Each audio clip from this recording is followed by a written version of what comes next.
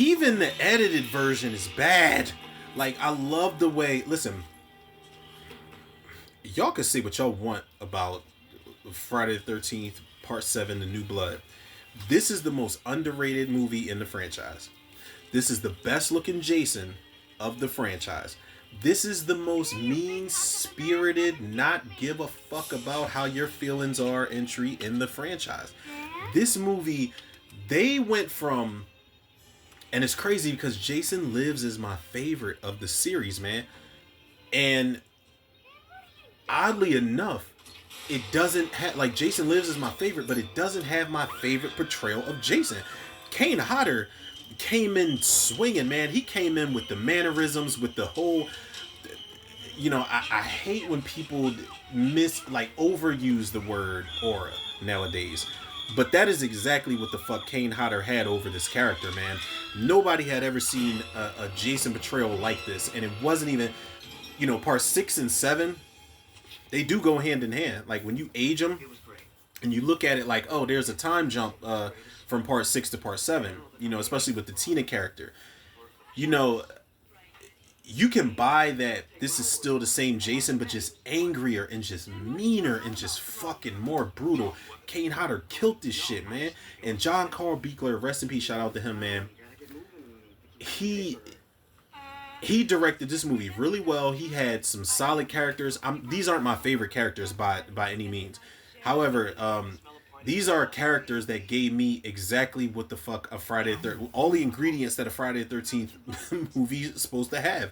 These are characters that are fucking. These are characters that are drinking, that are smoking, that are going skinny dipping, that are going wandering in the woods, man, that are having like love triangles or whatever the case may be, like lovers quarrel situations. They give you all of the classic elements of every Friday the 13th movie, character or couple, whatever the case may be. And especially with, rest in peace, shout out to Laura Park Lincoln, man. Like, Tina wasn't my favorite final girl, like, simply because, and I'll be honest with y'all, I'll keep it a beam with y'all like I always do. I feel like Tina could not take the number one spot for me as my favorite Friday final girl because she had an advantage that was like unlike no other. Like, this wasn't like Chris in part 3 where she had an encounter with Jason prior. This wasn't like Rennie in part 8 where she had an encounter with Jason prior. This wasn't like fucking Jessica in Jason Goes to Hell where she had the fucking dagger, of no return of the Power Rangers Beetleborgs and shit. Like, it wasn't none of that. Tina was literally like telekinetic, man. That was Carrie. She really was Carrie. And I was like, come on, man. Like, I was definitely rooting for her for sure. And not only was I rooting for her, but I was rooting for Kevin Blair, man. I think his name is Kevin Spiritus. I know his last name. It was a thing with that.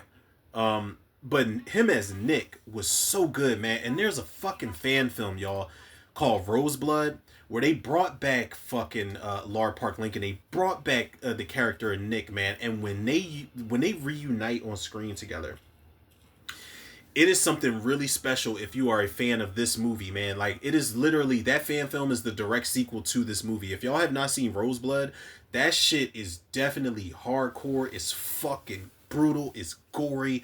Like, they actually have a story in that shit that ties in directly into the New Blood, and it's really well done, man. Like, I gotta say, it's really well done. There's a surprise appearance in that shit. Y'all can listen to my commentary if y'all want, because there's a surprise appearance in that shit that I never would have guessed, like, in a million years.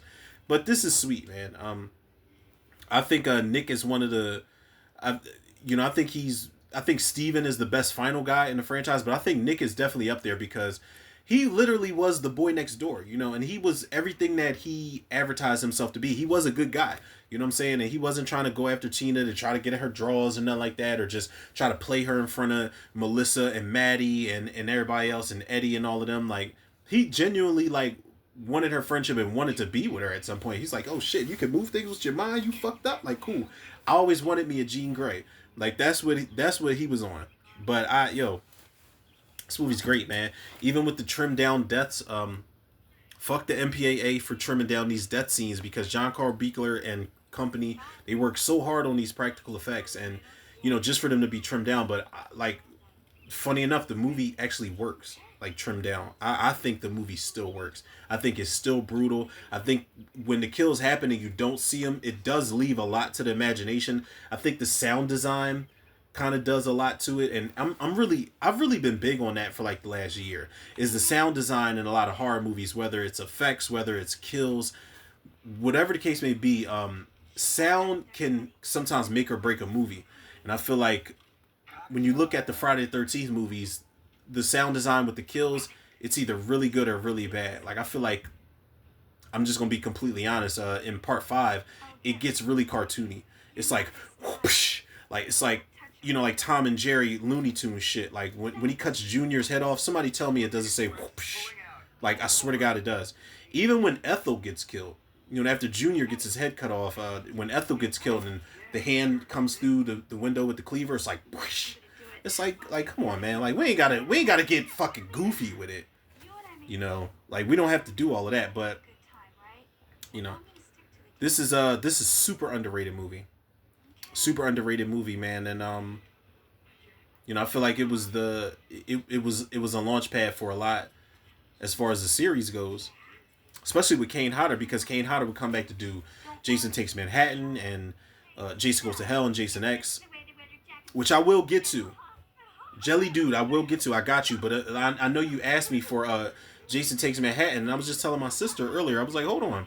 I was like, how he asked me for Jason Takes Manhattan and just skip over New Blood? I was like, I can't do that. Because New Blood is the better film. Like, if I'm being honest, like, it is the better film. Regardless of the flaws and all, but, Jason Takes Manhattan is on the way. I'll probably do that next once this is over.